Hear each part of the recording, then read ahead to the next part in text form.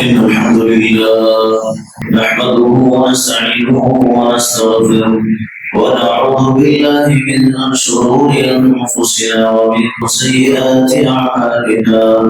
من يهده الله فلا مضل له ومن يضلل فلا هادي له.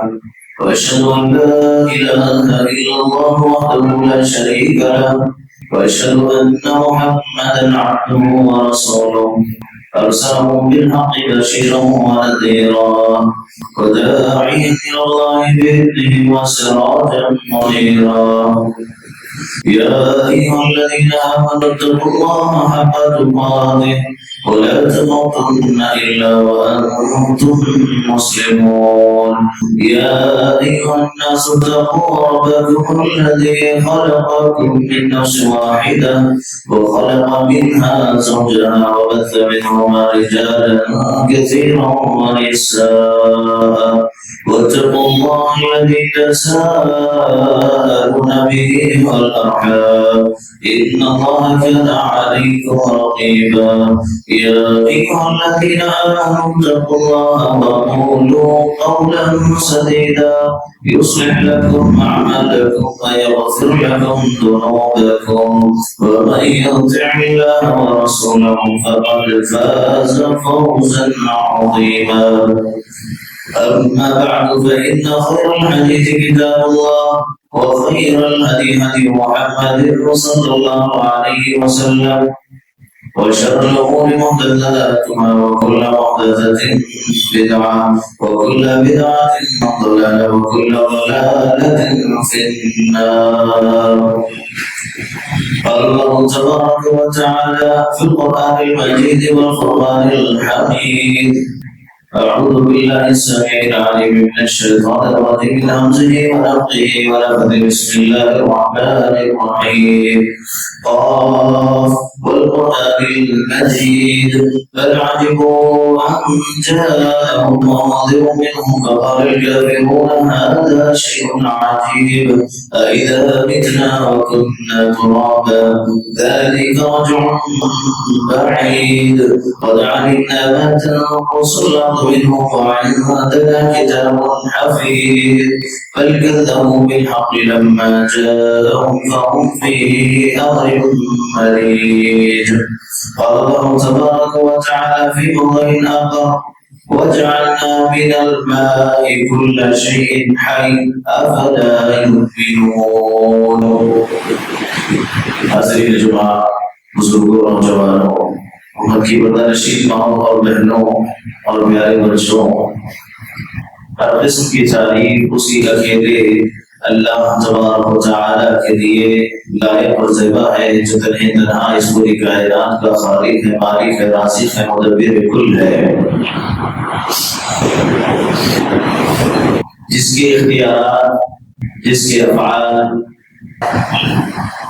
کی بدولت اس دنیا کے اندر تبدیلیاں آتی ہیں، موسم بدلتے ہیں، زمانے بدلتے ہیں، حالات بدلتے ہیں، ان سب کا نگہبان، ان سب کا پالنہار، ان سب کا کرنے والا اکیلا اللہ رب العالمین ہے۔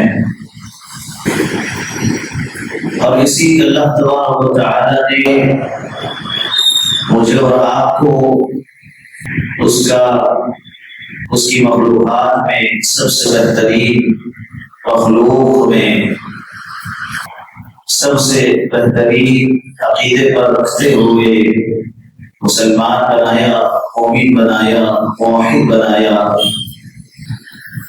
تو اب میری اور آپ کی پوری زندگی کا مقصد ہی یہی ہونا چاہیے کہ میں اور آپ اسی اکیلے اللہ تبارک و تعالی کے لیے زندگی گزاریں، اور اس زندگی گزارنے کا مقصد ہی یہی ہونا چاہیے کہ اس اللہ کی رضا کے خاطر ہم یہ زندگی کاٹیں، تاکہ ہم یہاں سے جب گزر کر کے جائیں اس جہاں میں کہ جس جہاں میں اس کے سامنے ہمیں پیش ہونا ہے، تو وہاں اس کی رضا اور اس کی خوشنودی میرے اور آپ کے قدر میں آئے۔ تو یہ پوری زندگی میری اور آپ کی اس اللہ کی عبادت کے لیے اللہ نے دی ہے، تو میرے اور آپ کے لیے ضروری ہے کہ میں اور آپ صرف اور صرف مستقل اللہ کی عبادت میں اپنی پوری زندگی پوری بندگی لگا دیں. یہ بندوں کی بندگی ہی اصل میں اس زندگی کا مقصد ہے. سبحان اللہ و بحمدہ سبحان اللہ العظیم. حمد ثنا کے بعد درود و سلام انبیاء علیہ الصلوۃ والتسلیم پر خصوصاً میرے اور آپ کے آخری نبی جناب محمد رسول اللہ صلی اللہ علیہ وسلم کے ذات اقدس پر کہ جنہوں نے اس بندگی کو گزارنے کے طریقے بتانے کے لیے اپنی پوری زندگی لگائی اور ہم قسم کی تکلیفوں کو، ظلم کو، بھوک کو، پیاس کو، مصیبتوں کو، دشمنوں کی سازشوں کو سب کچھ برداشت کیا.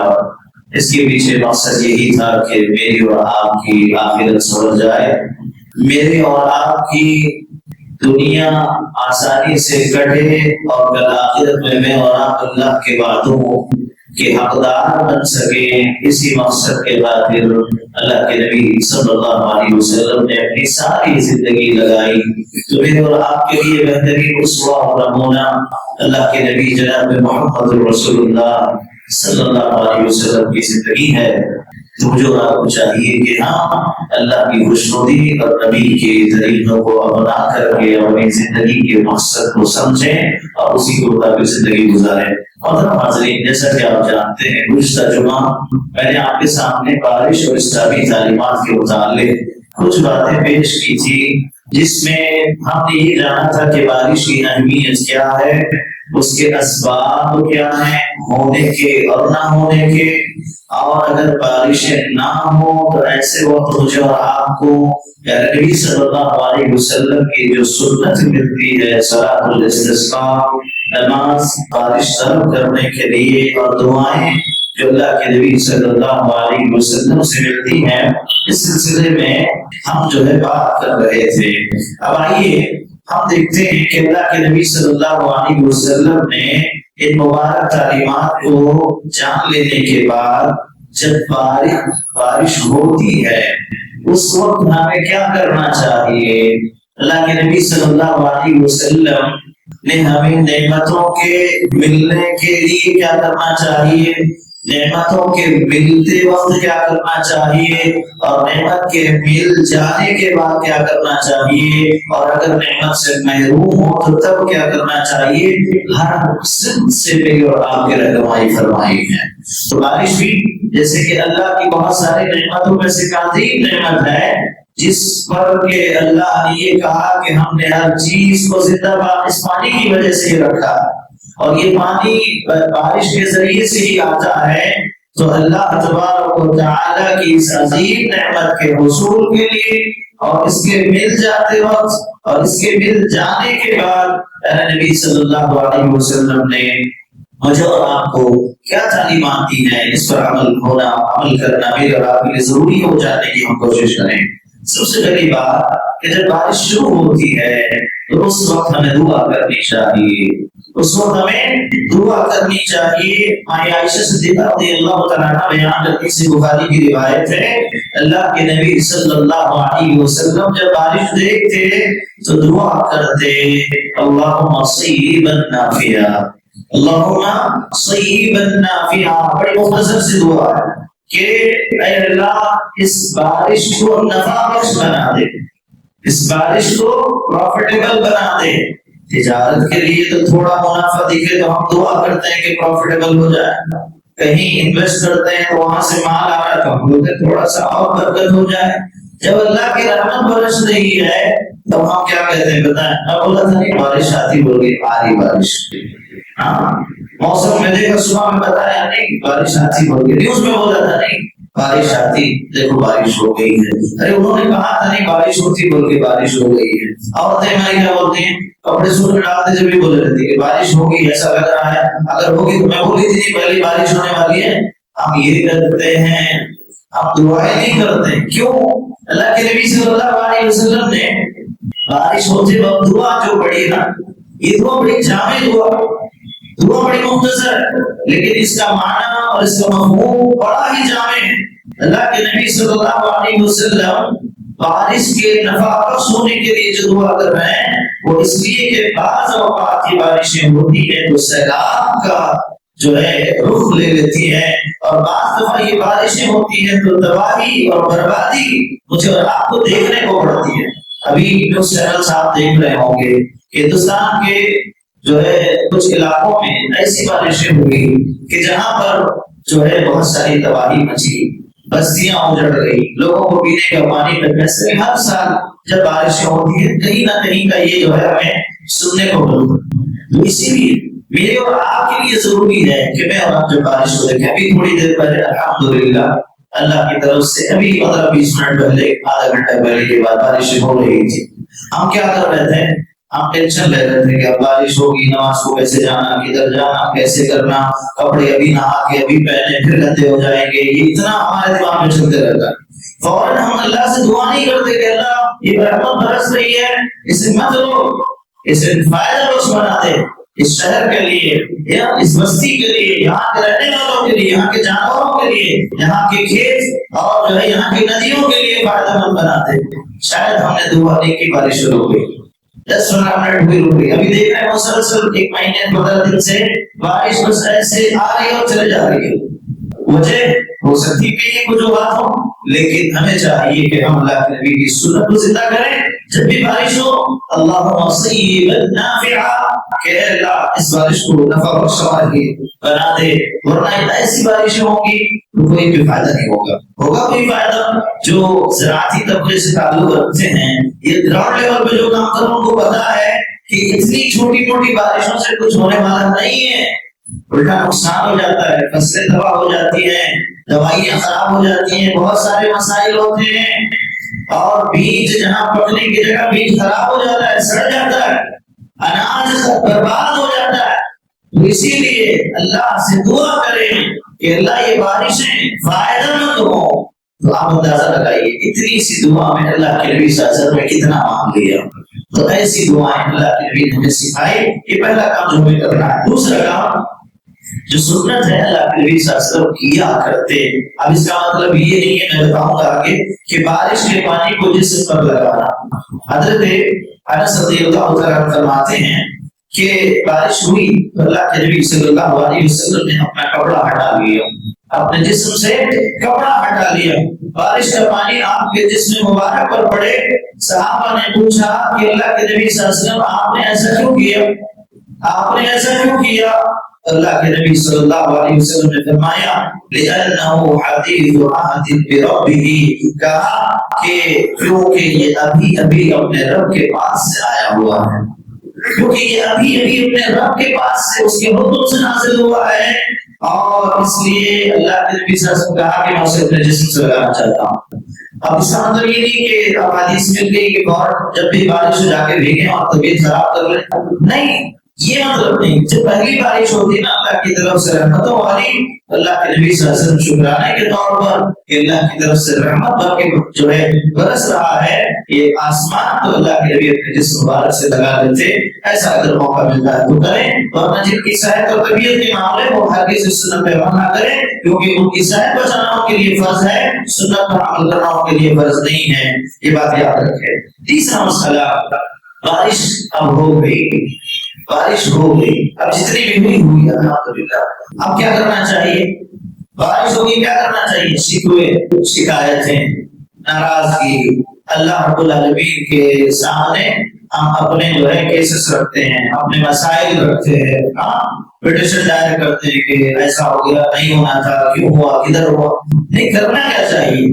اب بارشیں ہوئی، اگر زیادہ ہوئی تو کیا کریں، کم ہوئی تو کیا کریں، بہرحال بارشیں ہوئی تو کیا کریں؟ اللہ کے نبی صلی اللہ علیہ وسلم کا ایک طریقہ سی بخاری مسلم کے اندر ہے، زید بن خالد جہنی رضی اللہ تعالیٰ بیان کرتے ہیں کہ اللہ کے نبی صلی اللہ علیہ وسلم نے فرمایا، جس نے بارش کے بعد یہ کہا، جس نے بارش کے بعد یہ کہا مطرنا بفضل اللہ ورحمتہ، مطرنا بفضل اللہ ورحمتہ، ہم پر اللہ کے فضل اور اس کی رحمت سے بارش ہوئی، ہم پر اللہ کے فضل اور اس کی رحمت سے بارش ہوئی، تو اس نے اللہ پر ایمان کا اظہار کیا۔ تو بارش ہونے کے بعد اللہ پر ایمان کا اظہار کرنا چاہیے کہ بارشیں اللہ کی طرف سے ہوئی، یہ اللہ کے فضل سے ہوئی، یہ اس کی رحمت ہے جو برسی، اس پر اللہ کا جو ہے شکر ادا کرے، اللہ کا نام لینا چاہیے۔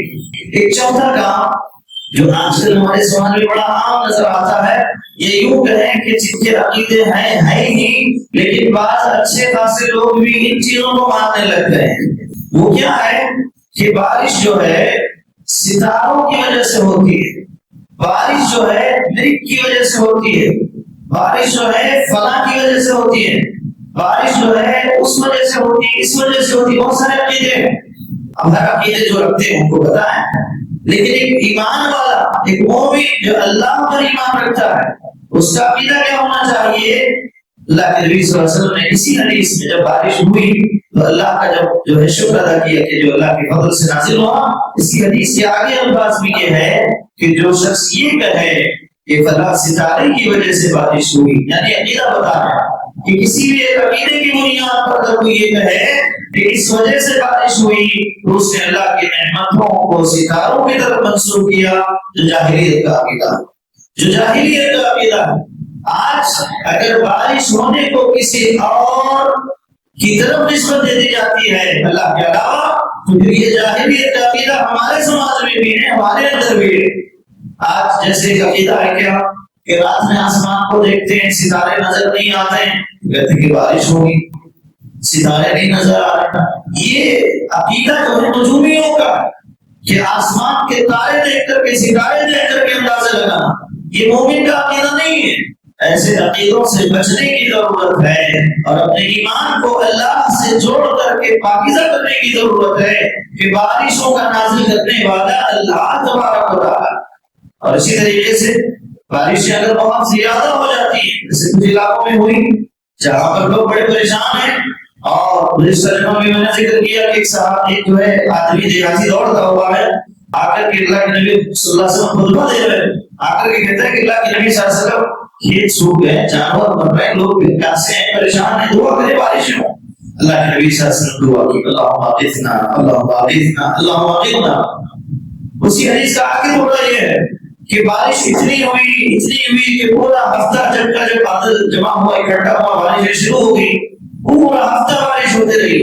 دوسرے جمعہ پر جب اللہ کے نبی صلی اللہ علیہ وسلم خطبہ دینے کے لیے کھڑے ہوئے تو پھر ایک آدمی دوڑتا ہوا آیا، آ کر کے اس نے کہا کہ اللہ کے نبی صلی اللہ علیہ وسلم دعا کریں کہ بارش رک جائے، شہر برباد، کھیتیاں برباد ہو رہے ہیں، گھر بہہ جا رہے ہیں، جانور بہہ جا رہے ہیں، دعا کریں کہ بارش رک جائے۔ تو اللہ کے نبی صلی اللہ علیہ وسلم نے دعا فرمائی، اللہم حو علینا ولا علینا، اللہم علی الاکام والتراب وبطون الادویہ ومنابت الشجر۔ اللہ کے نبی صلی اللہ علیہ وسلم کہتے ہیں اللہ ہمارے اوپر، انہیں کہا کہ اے اللہ ہمارے اوپر نہیں بلکہ ہمارے ارد گرد برسا۔ اب شہر کے لیے کافی ہوگی بارش، اب اطراف میں جہاں غیر آباد علاقے ہیں، جہاں لوگ نہیں رہتے ہیں، جہاں جنگل و بیابان ہیں، جہاں پر پہاڑ ہیں، ان پر برسا، ٹیلوں پر، پہاڑوں پر، وادیوں میں اور درختوں کی جگہوں پر بارش کو برسا۔ یہ دعا اللہ کے نبی صلی اللہ علیہ وسلم نے کی، اللہم اسق عبادک وبہائمک وانشر رحمتک واحیی بلدک المیت۔ یہ بھی دعا اللہ کے نبی صلی اللہ علیہ وسلم سے ملتی ہے کہ اللہ تبارک و تعالیٰ تیرے بندوں کو سیراب کر، تیرے جو ہے جو جانور ہیں اللہ ان کو جو ہے پانی سے مالا مال کر، نہریں آباد کر، مردہ زمینوں کو زندہ کر دے۔ یہ دعائیں اللہ کے نبی صلی اللہ علیہ وسلم بارشوں کے کثرت کے بعد کیا کرتے ہیں۔ آج ہمیں بھی چاہیے کہ ہم اس دعا کو کریں اگر بارشیں موسلادھار ہوتی اور اسی وقت مدینہ کے اندر بادل تھم گئے، مدینہ سے بادل ہٹ گئے، اللہ کے نبی صلی اللہ علیہ وسلم نے یہ جو دعا کی۔ اور چھٹی چیز کہ جب آسمان میں ہم دیکھیں کہ تیز آندھی آنے لگے، ہوائیں تیز ہو جائیں، تو ایسے وقت میں ہم اندازے مارتے بیٹھتے ہیں، ہم اندازے لگاتے بیٹھتے ہیں، لیکن اللہ کے نبی صلی اللہ علیہ وسلم کی سنت کیا رہی؟ اللہ کے نبی صلی اللہ علیہ وسلم کا طریقہ کیا رہا کہ جب ہوائیں اور آندھیاں چلنے لگے تو اللہ کے نبی سمائی عائشہ صدیقہ رضی اللہ تعالیٰ عنہ نے کسی مسلم کی روایت ہے کہ جب تیز ہوا چلتی تو اللہ کے نبی صلی اللہ علیہ وسلم دعا کیا کرتے، اللہم انی اسألک خیرہا وخير ما فيها وخير ما أرسلت به وأعوذ بك من شرها وشر ما فيها وشر ما أرسلت به. اللہ کے نبی صلی اللہ علیہ وسلم کہتے ہیں اللہ میں تجھ سے اس ہوا کی بھلائی اور اس میں موجود بھلائی اور جس مقصد کے لیے اسے بھیجا گیا ہے اس کی بھلائی مانگتا ہوں، اور اس کے شر سے اور اس میں موجود شر سے اور جس مقصد کے لیے بھیجی گئی ہے اس کے شر سے تیری پناہ مانگتا ہوں. یہ طریقہ اللہ کے نبی صلی اللہ علیہ وسلم کا جب تیز ہوائیں چلتی ہوئی رہا تو ہمیں چاہیے کہ اس سنت کو ہم زندہ کریں، ان دعاؤں کو اللہ رب العالمین کے سامنے کہیں. تو اس وقت پوچھنے والوں نے یہ پوچھا کہ ایک اور واقعہ ہوا کہ جب بادل چھانے لگے تو اللہ کے نبی صلی اللہ علیہ وسلم بڑے خوفزدہ ہو گئے.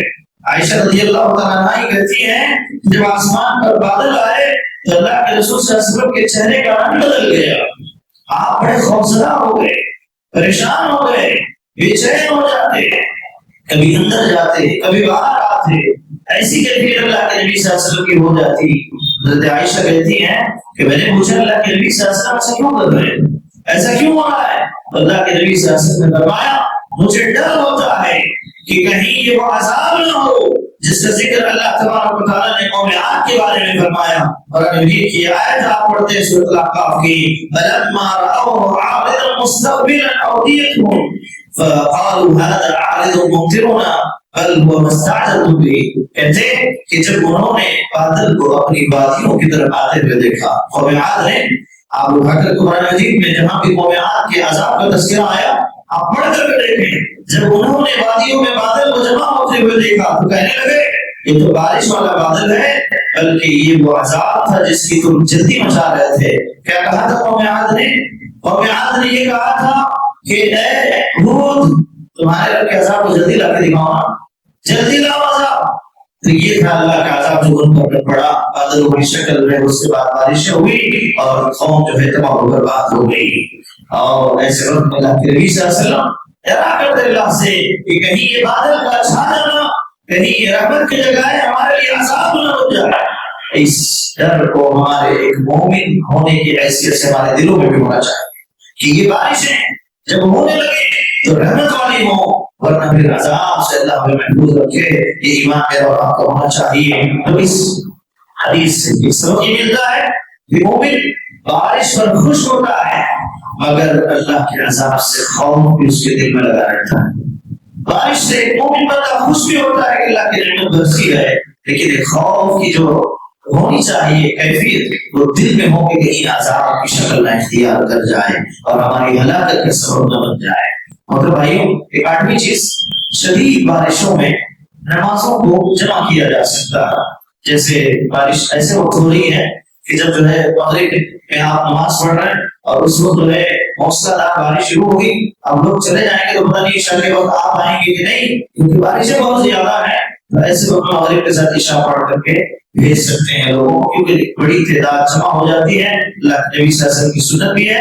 عبداللہ بن عباس رضی اللہ عنہ کہتے ہیں کہ اللہ کے رسول صلی اللہ علیہ وسلم بعض مواقع پر لوگوں سے مشقت دور کرنے کے لیے نمازوں کو جمع کروایا کرتے تھے. اس پر فقہا نے بیان دیا کہ جو ہے شدید بارش ہو، کیچڑ ہو، سخت مشقت ہو، لائٹ نہ ہو، راستوں پر جو ہے کرنٹ کا مسئلہ ہے، درخت گرنے کا مسئلہ ہے، ایسے بہت سارے مسائل ہوتے ہیں. تو ایسے وقت میں نماز کو مغرب اور عشاء کو اکٹھا کیا جا سکتا ہے. اور محترم بھائی یاد رکھیں آج بارش صرف ایک قدرتی منظر نہیں ہے. ہم صرف بارش کو ایک قدرتی منظر سمجھتے ہیں، کتنا اچھا موسم ہے نا، کتنا کلائمیٹ کول ہے. یہ ہماری آج انسٹاگرام وغیرہ پہ، فیس بک پہ، واٹس ایپ پہ ہم بس اسٹیٹس لگاتے ہیں کہ آج کلائمیٹ بڑا اچھا ہے، پکوڑے کھانے دل بول رہا، ہاں چائے پینے دل بول رہا. معذرت ممبر رسول پر بیٹھ کر کے یہ باتیں نہیں کرنی چاہیے، لیکن جو آج معاملہ ہے نا اس معاملے کو رکھنا چاہتا ہوں میں آپ کے سامنے کہ آج ہمارا سماج اللہ رب العالمین اور دین کے کچھ مسائل جہاں نعمتوں پر شکرانہ ایک مومن کا طریقہ ہونا چاہیے، اس کے ایمان کا یہ حصہ ہے کہ وہ بندہ جب مومن ہے تو وہ صبر کرنے والا اور شکر کرنے والا ہو. لیکن آج ہم نے اس کو انٹرٹینمنٹ بنا دیا، اس کو آج بس ریلز کے حد تک یا اسی طریقے سے دیکھا جائے کہ سوشل میڈیا پر فیمس ہونے کے لیے، ریلز پانے کے لیے ہم نے ہر چیز کو جو ہے نہ جانے ایک انٹرٹینمنٹ بنا دیا. اللہ کی بنا، اللہ کی بنا. آپ دیکھیں کہ بارش یہ جو ہے ایک منظر نہیں ہے بلکہ ایک عبادت کا موقع ہے کہ جب اللہ کی عبادت کو جلائیں، ہم اللہ کا شکر کریں، بارش آئے اللہ کا شکر ادا کریں، اور مصنون جو اذکار ہے اس کی پابندی کریں، اور اسے اللہ کی رحمت سمجھیں، اللہ کی رحمت سمجھیں کہ اللہ نے ہمارے اتنے گناہوں کے باوجود بھی، ہماری اتنی نافرمانیوں کے باوجود بھی اللہ نے ہم پر یہ رحمت برسائی ہے، اس پر اللہ رب العالمین سے دعائیں کرے۔ اور جب بارشیں ہوں تو پانی کے اسراف سے بھی بچنا چاہیے، اور اگر بارش آزمائش بن جائے تو اللہ کے نبی صلی اللہ علیہ وسلم کی سکھائی ہوئی دعائیں کرنی چاہیے۔ آج بارشیں نہیں ہو رہی ہیں تو آج ہمیں اس سنت کو بھی زندہ کرنے کی ضرورت ہے کہ اللہ کے نبی صلی اللہ علیہ وسلم کی بتائی گئی دعاؤں کو پڑھیں، نماز استسقاء رکعت کے میدان میں پڑھیں، دیکھیں مختلف جگہوں پر ادا کی گئی ہے۔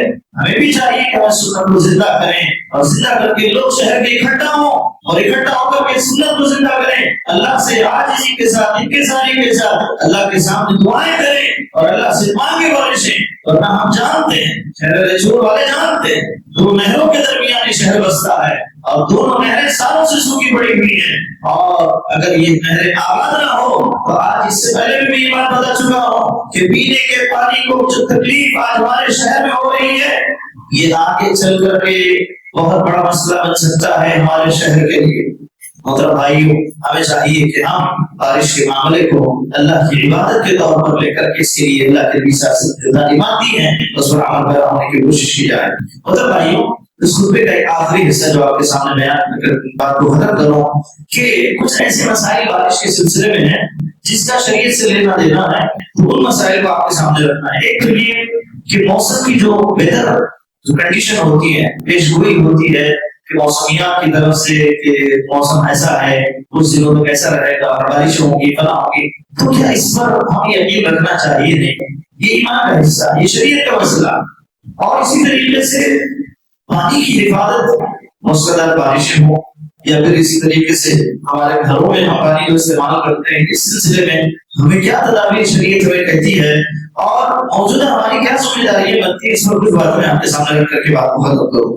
دیکھو بھائیوں، بارش اللہ تعالیٰ کی عظیم نعمت ہے اور یہ اللہ کی عظیم قدرت کی نشانی ہے۔ ایک مسلمان کا عقیدہ ہے کہ بارش برسانے والا صرف اور صرف اللہ رب العالمین، اللہ تبارک و تعالیٰ کے فضل سے ہی بارشیں ہوتی ہیں، اور اللہ کی رحمت ہی ہے جو برستی ہے، ورنہ پھر بارشیں ہوں گی نہیں، بارشیں نہیں ہوں گی۔ اور البتہ اس کائنات میں کچھ اسباب ہیں جس کو اگر ہم اختیار کرتے ہیں تو ان اسباب کو اختیار کرنے میں کوئی حرج نہیں ہے، لیکن عقیدہ اللہ رب العالمین کے سلسلے میں ہونا چاہیے کہ ہم نے سبب جو اختیار کیا، اب اللہ بارشیں دینے والا ہے۔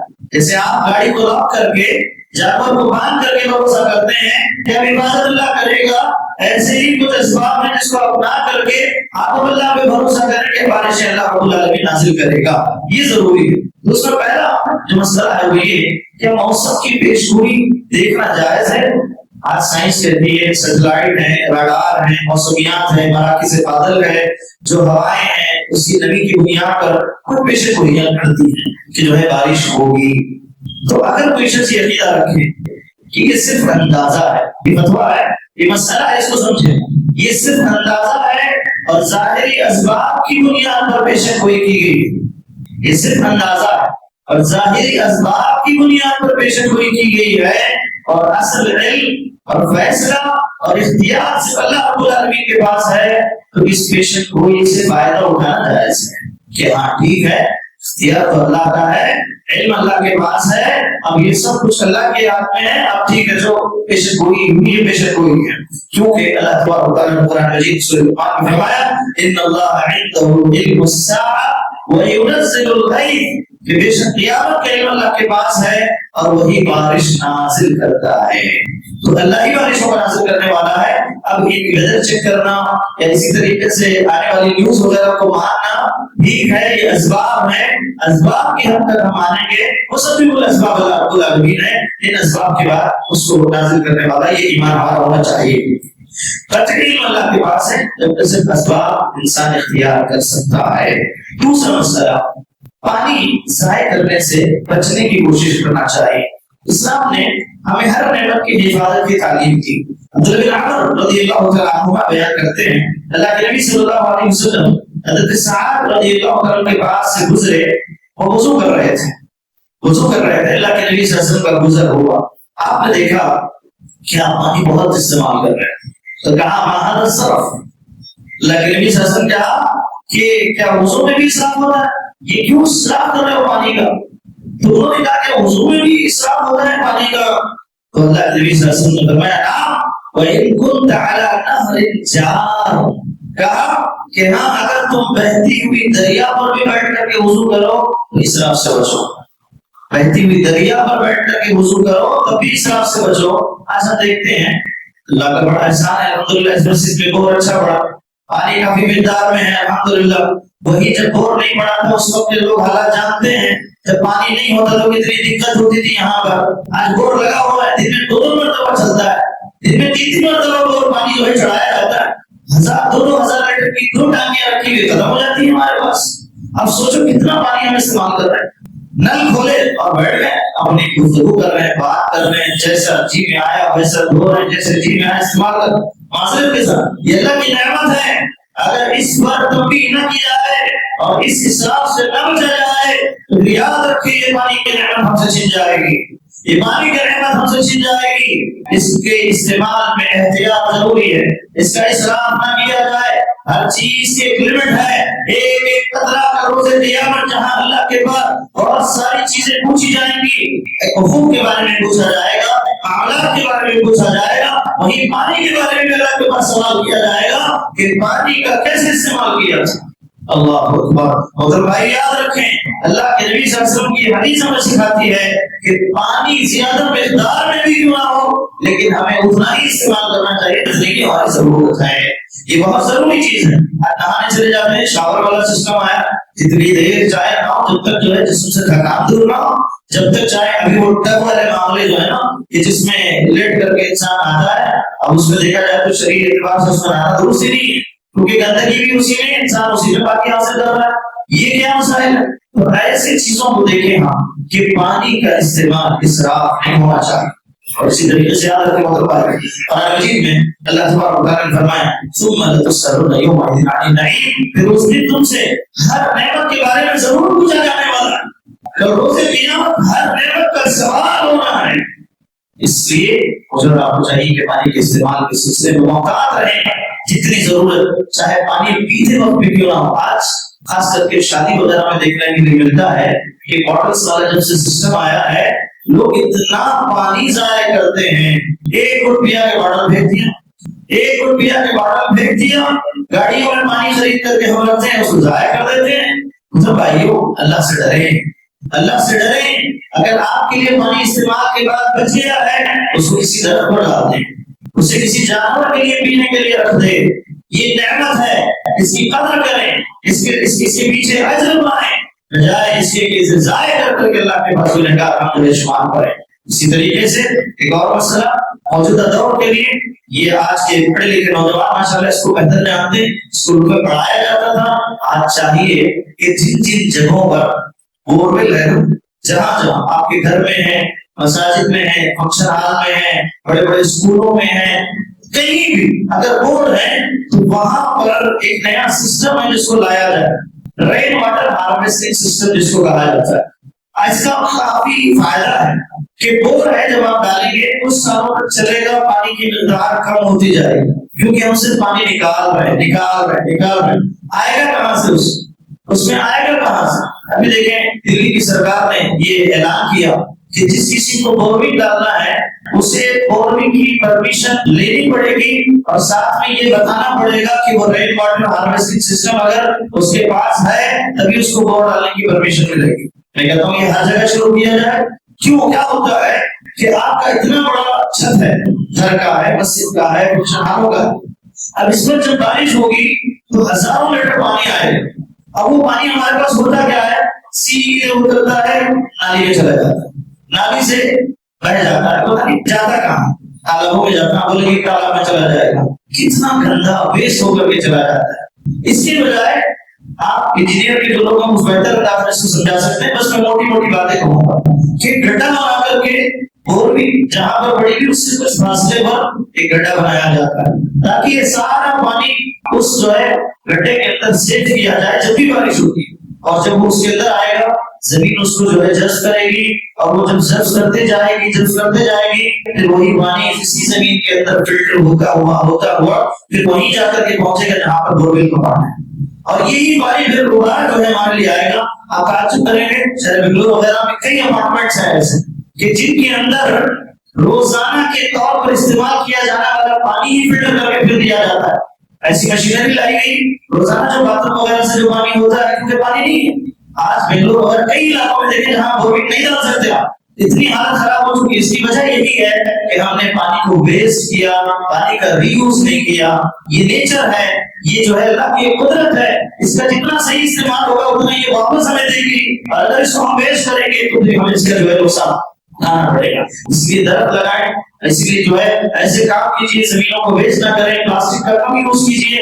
ایسی بہت ساری چیزیں ہیں جس کو کرنے سے ہمیں جو ہے پھر سے اللہ کی نعمت نصیب ہو سکتی ہے۔ تو مطلب بھائیوں ہمیں چاہیے، آخری نصیحت عمر بن عبدالعزیز رحمۃ اللہ علیہ نے اپنے دور میں کی تھی، وہ کر کر کے میں اپنی بات ختم کروں کہ وہ گورنر ہوتے ہوئے لکھا تھا پیغام کہ لوگوں کو حکم دو کہ وہ گناہوں سے توبہ کریں، کیونکہ مصیبتیں گناہوں کی وجہ سے آتی ہیں اور توبہ کے ذریعے دور ہوتی ہیں۔ یہ اثر بہت ہی کافی فائدہ مند اور کافی معنی خیز ہے کہ اللہ کے لیے توبہ کرے، استغفار کرے۔ مصیبتوں کا دور ہونے کا مدعا یہی ہے، اور ہمیں یہ اثر یہ یاد دلاتا ہے کہ امت کی اصلاح صرف معاشی منصوبوں پر نہیں ہے کہ کیسے تجارتوں کو پروان چڑھایا جائے، بلکہ اللہ کی اطاعت و توبہ سے وابستہ ہے۔ ہمیں چاہیے کہ ہم اپنی تجارتوں میں، اپنی زندگی میں بدلاؤ لانا چاہتے ہیں تو ہمیں اللہ کی طرف پلٹنا ہے، توبہ و استغفار کو لازم کرنا ہے، اپنی نمازوں کا جائزہ لینا ہے، اپنے ایمان کا جائزہ لینا ہے۔ اللہ سبحانہ و تعالیٰ مجھے اور آپ سے ایمانوں میں کئی ساری باتوں پر عمل کی توفیق نصیب فرمائے۔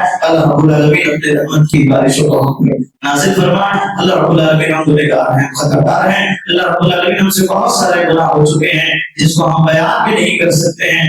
اللہ رب العالمین ہم ایسے گنہگار ہیں کہ ہم گناہ کر کے بھول جاتے ہیں، لیکن تیرے پاس شمار ہے۔ اللہ ہم چاہتے ہیں کہ تیرے فضل و کرم سے ہمارے ہر گناہ معاف ہو جائیں، جو ظاہر ہے، جو باطن ہے، اللہ جو ہم جانتے ہیں، جو نہیں جانتے ہیں، اللہ ہر طرح کے گناہوں کو ہمارے معاف فرما دے۔ اللہ رب العالمین تیرے فضل و کرم سے ہمیں نیک بنا دے، ہمیں صحیح باتوں میں ایمان والا بنا دے، تیرے خوشنودی کے لیے جینے والا بنا دے، اللہ زندگی کے مقصد کو سمجھنے والا بنا دے۔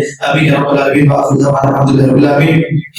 اقول قولي هذا استغفر الله لي ولكم سائر المسلمين من كل ذنب فاستغفروه انه هو الغفور الرحيم۔